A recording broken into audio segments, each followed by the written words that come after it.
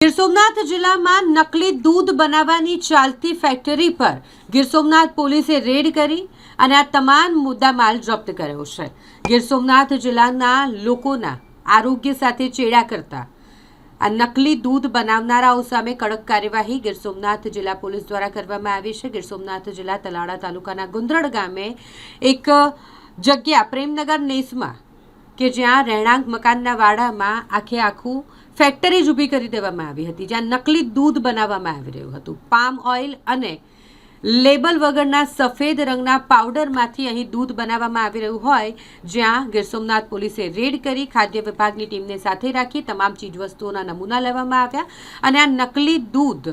જે અલગ અલગ ડેરીઓ સુધી પહોંચે તે પહેલાં જ ગીર સોમનાથ પોલીસે રેડ કરી આખી ફેક્ટરી ઝડપી પાડી 4 લાખથી વધુનો તમામ મુદ્દામાલ કબજે કરવામાં આવ્યો છે અને આ મામલે કાયદેસરની કાર્યવાહી કરવામાં આવી છે।